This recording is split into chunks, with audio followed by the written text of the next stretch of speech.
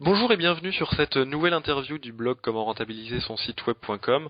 Aujourd'hui, je suis avec Ludovic Barthélémy, consultant référencement, entrepreneur web de son état, avec qui on va parler un petit peu monétisation, rentabilisation de site internet et web marketing dans son ensemble.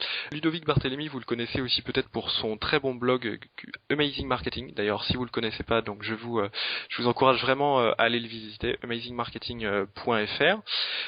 Et Ludovic qui a déjà une expérience très solide à la fois en tant qu'entrepreneur web et en tant que référenceur et web marketeur. On va parler de tout ça aujourd'hui. Ludovic, bonjour. Thibaut, merci de m'accueillir. Écoute, avec plaisir. Est-ce que déjà tu peux te présenter un petit peu rapidement pour ceux qui te connaîtraient pas encore parmi les visiteurs? Oui, bien sûr. Alors, écoute, je travaille sur le web depuis 8 ans maintenant, enfin 8-9 ans.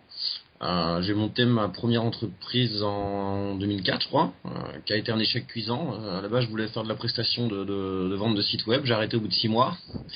Les gens n'étaient pas prêts. Ensuite, j'ai fait pas mal de consulting. J'ai été le pionnier de formation vidéo dédiée au web marketing en France avec une formation vidéo sur Google AdWords que j'ai sortie en 2007. Et ont suivi d'autres formations, formation référencement naturel en vidéo, email marketing, etc. J'ai arrêté tout ça l'année dernière. Et aujourd'hui, en fait, je vis essentiellement de trois activités qui sont l'édition de sites web. Donc, j'ai plusieurs centaines de sites internet, plus ou moins gros, qui sont quasiment tous en première page de Google. Je fais développer des logiciels qu'ensuite je vends. Alors en général pas sous mon nom, en marque blanche ou sous d'autres noms. Parce qu'Internet m'a aussi appris à des fois savoir mettre son ego de côté et pas forcément se mettre en avant, notamment si tu veux vendre ta boîte, faut pas trop communiquer sur ton propre nom, mais ça on aura l'occasion d'en reparler. Et je fais encore de la formation SEO niveau avancé, mais uniquement en formation présentielle, formation physique sur 2 jours. Voilà, donc aujourd'hui, ouais, t'as une triple activité qui te permet d'avoir, on va dire, à la fois une diversification de tes sources de revenus, ce qui est toujours une bonne chose sur le web, et puis comme ça, un petit peu de toucher à tout entre guillemets. C'est ça, tout à fait. Enfin, aujourd'hui, comme tu le disais, plusieurs centaines de sites ou de blogs. Tes différentes manières de les monétiser, de les rentabiliser, c'est quoi? Comment tu fais? J'imagine qu'il y a forcément plusieurs stratégies en fonction des différents blogs et que tu n'utilises pas seulement une seule stratégie. Bien sûr, ouais. Alors déjà, j'ai peu de blogs. La majorité des sites que j'ai ne sont pas des blogs, ce sont des sites dynamiques avec alors ça va être technique, mais d'agrégation, de scrapping et de spinning. Typiquement, voilà, j'ai beaucoup d'annuaires spécialisés. Tu recherches par exemple, je sais pas moi, un menuisier à Rennes, un graphiste à Nantes. Voilà, en général, tu vas tomber sur un de mes sites. Donc en fait, je me rémunère de différentes manières. Il y a par exemple des annuaires spécialisés sur lesquels les gens payent une cotisation annuelle pour être référencés. Enfin, je dis annuaire, c'est pas un annuaire c'est pas un annuaire web comme ceux qu'on a connus il y a plusieurs années. C'est plutôt un site où chaque personne a sa propre fiche avec une présentation vidéo, une Google Ouais, Map. une plateforme de mise en relation, quoi. Voilà, c'est plus ça. Donc là, tu peux payer.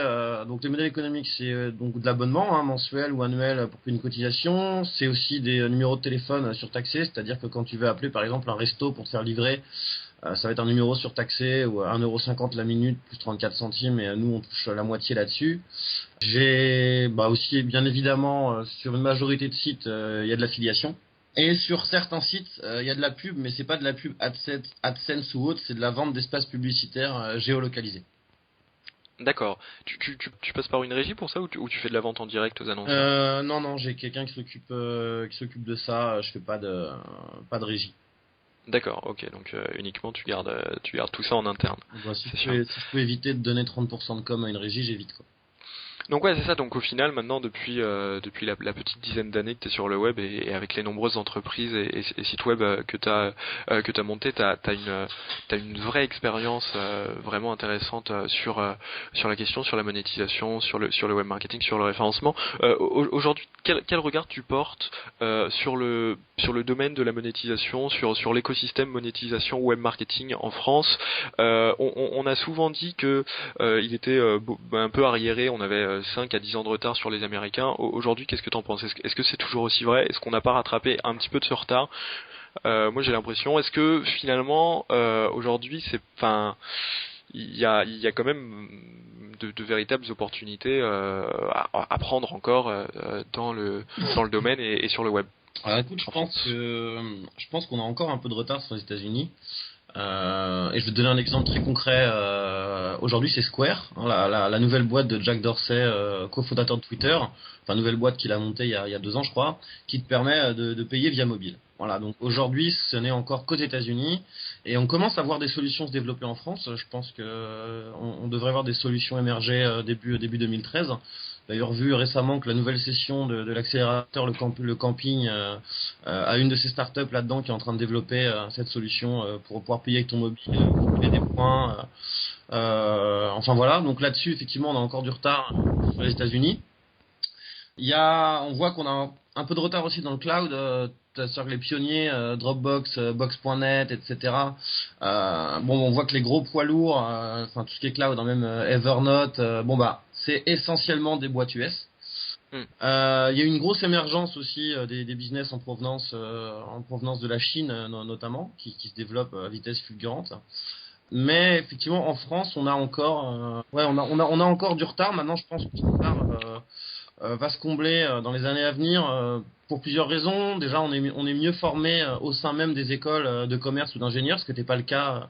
Quand moi j'ai commencé, on n'avait strictement aucune formation web, et dans les écoles d'ingénieurs non plus. On a aussi le capital risque et l'émergence d'associations de business angels et de fonds d'amorçage français depuis plusieurs années, avec notamment Kima Venture, Xavier Niel et Jérémy Bérébi qui ont un peu lancé le phénomène et qui ont été suivis par d'autres. Donc ça permet à des entreprises notamment innovantes de se financer. Et ensuite de faire un deuxième tour de table plus gros, etc. Et l'avantage de ces fonds-là, c'est qu'ils ont un réseau assez gros et ils vont te permettre de pouvoir t'implanter aux États-Unis, etc. Je prends l'exemple de gens que je connais, c'est Julien Tartarin qui a fait MailJet. MailJet qui est un service, donc un logiciel d'emailing vraiment axé délivrabilité, un très très bon service que je recommande parce qu'en plus il est pas cher. Il a fait rentrer Quentin Nickman et Thibaut Elzière, donc Thibaut Elzière, cofondateur Photolia, dans sa boîte. Et le fait d'avoir des gens comme ça, c'est même pas forcément l'argent parce qu'ils n'ont pas non plus mis des millions, mais c'est l'expérience utilisateur, l'expérience de gérer des gros sites, que Photolia c'est quand même des millions de membres, 150 millions d'euros de CA je crois, et surtout une présence dans je crois 15 ou 20 pays, et donc ça leur a permis, tu vois, de s'implanter à San Francisco, d'ouvrir un bureau, etc. On voit beaucoup d'entreprises web qui commencent à y aller. Maintenant, sont plus attirés par New York que San Francisco. Enfin voilà, maintenant, ce genre de truc rare, ça reste quand même assez rare. Et ça reste quand même rare, compliqué, faut quand même pas se le cacher. Et il faut vraiment avoir un beau produit. Et juste pour te donner un ordre d'idée du retard sur les États-Unis par rapport à la France, voilà, on a eu une boîte cette année qui a été rachetée, une start-up française, enfin 2 start-up ont été rachetées. Première start-up française rachetée par Google, c'est Sparrow. Google n'avait jamais racheté une start-up française, donc les géants du web quand même commencent à s'intéresser à la France. Et là, plus récemment, Jolibox, qui a été racheté par son homologue américain dont je sais plus le nom. Donc on commence à avoir effectivement des choses qui se développent, mais ça reste vraiment très très très très petit encore pour le moment. Ouais. Alors Jolibox, moi personnellement je connaissais pas, mais pour rappeler aux gens peut-être qui sont moins familiers de l'écosystème startup, Sparrow c'était si je me souviens bien un client mail pour Mac, il me semble, c'est bien ça. Ah ouais, Mac et iPhone, ouais. Mac et iPhone, ouais, voilà, c'est ça. Ouais, c'est ça. C'est que finalement, là, ce qui est intéressant, c'est qu'on a aussi, on est allé au-delà de la simple question de la monétisation. On a aussi, t'as aussi commencé à aborder tout ce qui est l'écosystème startup, et ça, c'est vraiment intéressant. Pour en revenir un petit peu plus sur finalement on va dire la monétisation plus classique, en tout cas peut-être celle qui touche davantage au cœur les lecteurs de ce blog, c'est-à-dire voilà comment générer des revenus avec un site ou un blog sans que ce soit forcément un service web type startup avec un beau produit ou une belle techno. Est-ce que tu penses que comme on l'entend souvent, est-ce que c'était vraiment plus facile avant? Est-ce que aujourd'hui c'est plus compliqué entre guillemets de faire sa place sur le web et de gagner de l'argent, de générer des revenus à partir d'un site ou d'un blog? Et là je parle vraiment plutôt d'un site ou d'un blog, hein, pas uniquement pas sur l'aspect produit ou service web. Bah écoute, c'était plus facile de faire ta promo et d'être en première page de Google, c'est clair, en 2003. Il y avait beaucoup moins de concurrence au niveau référencement, l'algorithme de Google était beaucoup moins poussé, donc ça au niveau SEO c'est clair et net qu'on s'est bien gavé, on s'est bien fait plaisir. Je dis pas que c'est plus le cas, mais là pour le coup effectivement c'est moins évident. AdWords, c'est pareil, c'était du pain béni. Moi, quand j'ai commencé sur AdWords, t'avais du mot-clé à 10 centimes. Voilà, aujourd'hui, c'est difficile de trouver un mot-clé à moins d'1 euro. Donc, dans ce sens-là, effectivement, c'était plus facile, puis il y avait moins de concurrents. Maintenant, comme je te dis, moi, l'échec de ma première boîte, les gens n'étaient pas prêts, ne croyaient pas forcément au web. Les développeurs, à l'époque, c'était très dur de trouver des bons développeurs et ça se payait excessivement cher. Voilà, aujourd'hui, tu peux développer un super outil pour 5000 euros quand il fallait mettre 100 000 à l'époque, quoi. Donc voilà, moi, je pense qu'aujourd'hui, c'est quand même plus simple parce que c'est beaucoup plus accessible. Dire, bon, bah déjà, n'importe qui aujourd'hui peut créer. Alors, tu me parlais de blog, donc n'importe qui peut créer un blog sans aucune compétence technique. Tu as aussi des outils en ligne qui te permettent de monter, pas qu'un blog, hein, d'autres sites, du comparateur de prix, du site de petites annonces, enfin tout ce que tu veux pour ben voilà, sans avoir aucune connaissance technique. Les développeurs sont beaucoup plus abordables, le marché est mature, les gens on voit, hein, je crois que il y a beaucoup de stats, hein, aujourd'hui les gens n'ont plus du tout. Et ça c'est le problème aussi à l'époque, les gens avaient très peur de payer sur internet avec leur carte. Ouais, c'est vrai. Aujourd'hui les gens, voilà, ils ont absolument plus peur de payer sur internet. Tu peux activer un moyen de paiement sur ton site, que ce soit avec ta banque ou avec PayPal ou avec d'autres en 2 temps 3 mouvements, c'est hyper simple. Le statut auto-entrepreneur te permet de pouvoir tester entre guillemets ton idée, ton projet sans dépenser trop d'argent et sans avoir l'URSSAF et le RSI qui vont te demander 500 euros direct dès le premier mois alors que t'as pas fait rentrer 1 euro. Et aujourd'hui, il y a quand même il y a des formations, il y a je te dis dans les écoles de commerce, d'ingénieurs, il y a des formations sur le web de qualité. Donc en ça, je pense que c'est plus facile. La technologie était un petit peu à la portée de tous. Aujourd'hui, on peut se faire connaître. Il y a différents moyens qui se permettent de se faire connaître assez rapidement. Je pense à Groupon par exemple, hein, même si c'est quand même décrié. Si t'as pas de compétences ni de budget pour te former en SEO, web marketing et tout, tu mets ton produit sur Groupon. J'ai un client qui l'a fait, il est dans le développement personnel. Il vend des stages de PNL, ça lui a permis, tu vois, de toper 200-300 clients comme ça, uniquement grâce à Groupon. Alors oui, faut leur lâcher 50% de com, mais ça te permet de te faire connaître sans débourser un centime.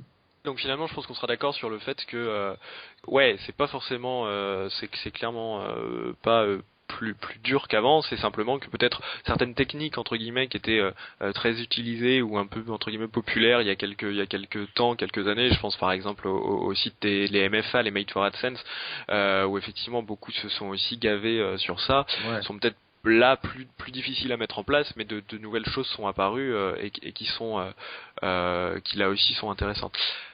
Donc ouais, sinon autre question, toi qui as pas mal connu d'aventures, connu de sites, connu de business model aussi, ça c'est vraiment intéressant, c'est-à-dire que t'as pas uniquement été, et tu le détaillais tout à l'heure, t'es pas uniquement sur un seul business model, mais tu utilises plusieurs business models. Aujourd'hui, toi, quels seraient tes conseils pour quelqu'un voilà qui veut rentabiliser son site ou son blog?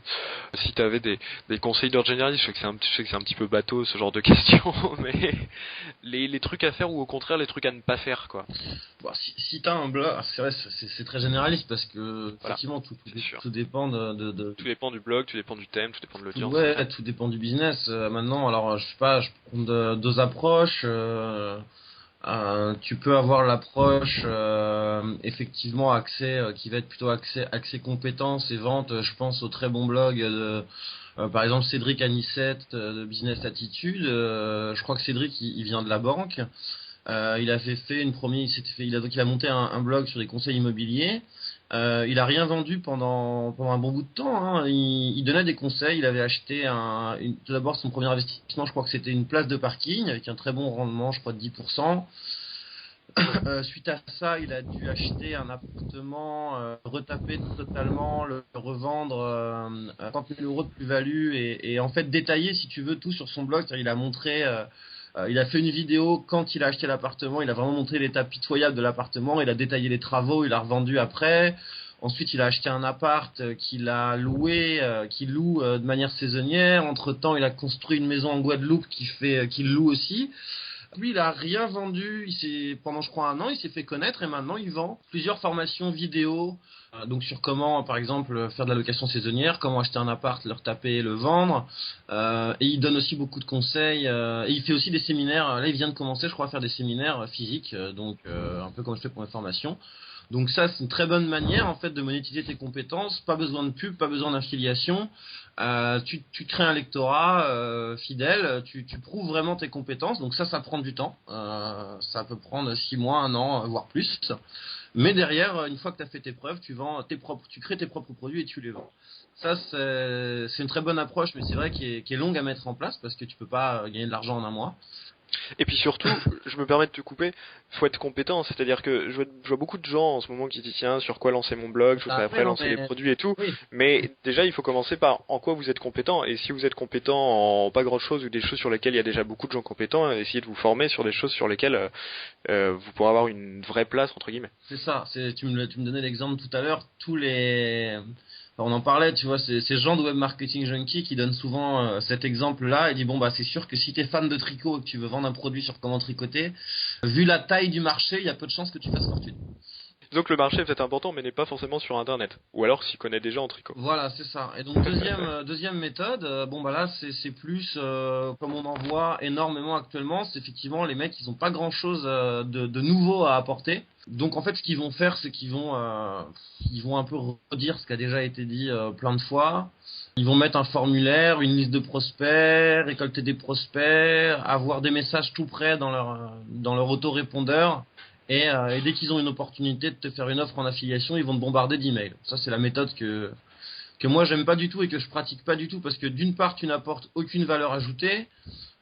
Deuxièmement, tu gagnes très peu d'argent, très honnêtement, parce que quand tu fais de l'affiliation, on va pas se voiler la face, hein, c'est les gros qui rapportent du chiffre, hein, c'est pas les petits. Et troisièmement, c'est un business hyper éphémère parce que quand t'as rien à dire, ça dure pas longtemps, quoi. Bah écoute, très très bonne transition justement pour en arriver à finalement un petit peu aujourd'hui l'état des lieux des stratégies de monétisation à l'heure actuelle et des meilleures stratégies de monétisation. C'est vrai que en ce moment dans toute la communauté web marketing, entrepreneur web, il est beaucoup question de tout ce qui est voilà à la fois création, vente de produits, souvent des produits d'information ou aussi quand on n'en a pas en proposer en affiliation. Bon, t'as commencé à déjà nous dire ce que t'en penses. Éventuellement si tu veux continuer un petit peu là-dessus et surtout au-delà de ça quelles sont pour toi les stratégies qui aujourd'hui sont peut-être sous-exploitées ou en tout cas pas aussi exploitées qu'elles devraient l'être ou tout simplement exploitées mais en tout cas elles sont exploitées uniquement parce que ça demande du travail donc bah tout le monde peut pas tout le monde n'aura pas toujours le temps ou l'envie ou l'acharnement nécessaire pour y aller aujourd'hui en termes de rentabilisation de monétisation de sites web. Encore une fois, t'as deux approches. T'as l'approche de masse, c'est-à-dire si t'as les compétences pour amener des centaines de milliers de visiteurs sur ton site, bah tu pourras toujours le monétiser, il y a pas de souci hein, là-dessus, que tu fasses de l'affiliation, que tu fasses de la vente d'espaces publicitaires géolocalisés, que tu fasses de l'abonnement, que tu fasses du coaching ou du consulting, que tu vendes tes propres produits, que tu fasses du numéro surtaxé. Là-dessus, il n'y a aucun souci. Je pense que le problème des gens, c'est avant de parler monétisation, faut parler trafic en fait. C'est que si tu veux essayer de monétiser ton blog et que tu fais 10 visiteurs par jour, ça va être compliqué. Même si on te dit, et c'est pas faux, beaucoup de gens vont te dire vaut mieux avoir 1000 visiteurs ciblés par mois que 100 000 visiteurs pas ciblés. Bon, ok, c'est vrai. Maintenant, si tu fais 1000 visiteurs par mois, en admettant que tu as un taux de conversion à 3%, tu vends un produit, je sais pas moi, à 30 euros. Bon bah ça te fait 900 euros, donc ça c'est bien, mais c'est là en fait avant de parler rentabilisation, etc. Je pense que la vraie question à te poser c'est qu'est-ce que tu veux faire sur Internet. Est-ce que tu veux vraiment monter un gros business, mettre toute ton énergie dedans et c'est ton bébé et tu veux vraiment montrer un gros truc. Et moi j'ai pour principe de dire que quand je monte un produit je veux devenir le leader et je vise tout de suite l'international. Ou alors, est-ce que tu veux, comme c'est un peu la tendance actuellement, et c'est un peu normal vu la conjoncture, simplement réussir à te faire 300, 400, 1000, peut-être 1500 euros par mois de revenus complémentaires. Là, on est vraiment sur deux approches différentes, et en fonction de ça, le temps que tu vas passer sur ton blog, les moyens de monétisation que tu vas mettre en place, etc., seront pas les mêmes. Donc, la question est vaste, en fait, ça dépend de la cible. Ouais. Mais je pense qu'effectivement, tu as bien raison, c'est-à-dire qu'il y a deux approches différentes. Il y a une approche plus finalement entrepreneur, et souvent on parle de web entrepreneur. Moi ça m'énerve un peu ce terme, parce que je trouve ça réducteur. T'es entrepreneur, t'es pas web entrepreneur. Oui, okay. C'est effectivement, soit t'es dans une approche effectivement entrepreneur, et il s'avère que tu entreprends dans le web, mais limite tu pourras entreprendre dans autre chose. Et donc voilà, t'es comme tu disais pour info, j'ai commencé par des machines à café avant de me mettre... Voilà, la preuve. Et donc voilà, c'est ça, finalement t'es dans une logique de création d'entreprise, tout ce qui est le plus classique, sauf que ton entreprise c'est un site ou un produit ou un service web. Internet, où effectivement beaucoup de gens ont tendance à se fourvoyer un petit peu. Internet c'est deux choses, hein. C'est un média et un canal de distribution, c'est pas un Eldorado, hein. Absolument. Voilà, c'est ça. Et donc soit on est dans cette approche-là, soit on est plus dans une approche essayer sur son temps libre de faire un petit peu plus d'argent parce qu'on a vu ça à la télé ou parce qu'on a vu ça sur certains sites ou sur certains blogs. Et là effectivement c'est une approche différente, et je pense que c'est sans doute aussi clairement des stratégies qui sont différentes de toute façon selon l'objectif. C'est clair. Eh ben écoute Ludovic, je pense qu'on a fait un tour d'horizon déjà assez intéressant et assez passionnant grâce à toi du domaine, et je t'en remercie. Voilà. Donc vraiment, je vous encourage vraiment à aller visiter le blog de Ludovic, hein, amazingmarketing.fr. Vous y trouverez vraiment du très très bon contenu. Pour conclure, je conseillerais aux gens qui veulent de réfléchir vraiment à développer en fait leur propre technologie, un produit à forte valeur ajoutée. Je parle vraiment de technologie, je trouve ça hyper important parce que quand tu développes, que ce soit un service en ligne, un logiciel, enfin d'ailleurs maintenant avec le cloud et tout, c'est quand même beaucoup plus simple de développer un service en ligne. C'est vrai que c'est quand même beaucoup plus agréable de pouvoir utiliser un service, peu importe que tu sois sur Windows, sous Mac, que tu sois à l'autre bout du monde sur un ordinateur qui n'est pas le tien ou autre, c'est quand même beaucoup plus agréable. Moi, des services comme Box.net ou Dropbox, par exemple, ça a révolutionné ma manière de travailler. Tu vois, par exemple, là, je suis chez mes parents en Bretagne. J'ai amené mon ordi portable, mais j'ai pas eu besoin de mettre tous mes documents sur un disque dur ou sur clé USB ou avoir peur d'oublier quelque chose. J'ai tout sur Box.net et voilà, tous mes fichiers Photoshop, j'ai accès à tous mes logiciels en ligne, etc. Donc ça c'est génial. Et quand je dis développer une vraie technologie, parce que c'est vraiment ça que tu vas pouvoir monétiser, par exemple notamment avec de l'abonnement, par exemple. Si ta technologie est vraiment, elle n'a pas besoin d'être révolutionnaire, mais si elle apporte vraiment une vraie valeur ajoutée, et que tu mets un abonnement, tu vois, je sais pas, 20, 30, 50 euros par mois, bon déjà tu as un business qui est récurrent, t'es pas de one shot. Et deuxièmement, quand tu as une techno, c'est beaucoup plus facile de la traduire, parce qu'en général c'est quelques lignes de texte à traduire, et à la développer à l'international. Maintenant, quand tu me parles de blog, un blog c'est quasiment impossible à internationaliser. Est-ce que toi tu connais un seul blogueur français connu qui a son blog en anglais?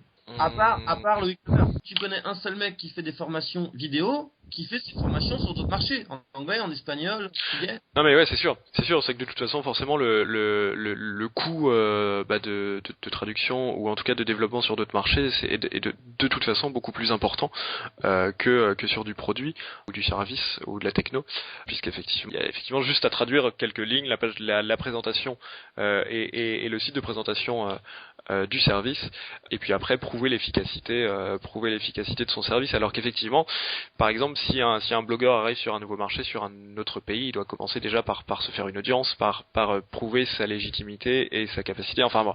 Donc effectivement ce serait beaucoup plus long à faire. Pour conclure là-dessus, je dirais que le blogging ça fait rêver beaucoup de gens, mais c'est pas avec le blogging que tu deviendras millionnaire. Alors maintenant l'ambition de tout le monde n'est pas forcément de devenir millionnaire, hein. Ça, chacun voit midi à sa porte, mais ce que je veux dire par là, c'est que le blog, encore une fois, c'est un support de communication, c'est un média. Je veux dire, voilà, avant, bon bah c'était effectivement réservé aux journalistes où tu pouvais des fois être interviewé dans des magazines. Voilà, le blog c'est un média. Maintenant, cite-moi une success story française à partir du blogging. Alors oui, si tu me cites Olivier Roland, Aurélien Hamaker, on va en revenir à ce que je vais te dire. Leur blog est un support de communication, mais c'est pas avec ça qu'ils font du business. C'est avec une liste de prospects, des produits et des partenaires en affiliation. C'est pas du tout le blog qui les fait gagner de l'argent. Si on prend les gros blogueurs connus, enfin les gros blogs connus, TechCrunch, Journal du Geek, voilà, Presse Citron, etc. Bon bah Eric Dupin, ce qui lui fait gagner sa vie, c'est son agence web et le consulting. C'est pas son blog. TechCrunch, TechCrunch c'est encore. Oui, c'est ça. On est d'accord. C'est-à-dire finalement, ça sert vraiment plus de support de promotion, Ah ouais. quelle que soit son activité à côté, que ce soit de la vente de produits ou de formation en ligne, par exemple, comme c'est le cas pour Aurélien ou pour Olivier Roland que tu citais, ou par exemple support de promotion et de légitimité pour une agence web comme c'est le cas d'Éric Dupin de Presse Citron. Ça c'est clair. Bon bah écoute, voilà Ludovic, merci beaucoup pour cette passionnante interview. Et puis à très bientôt. J'espère sur le blog, et puis voilà, allez jeter un œil vraiment sur son blog amazingmarketing.fr. Merci à toi Thibaut, à bientôt. À bientôt.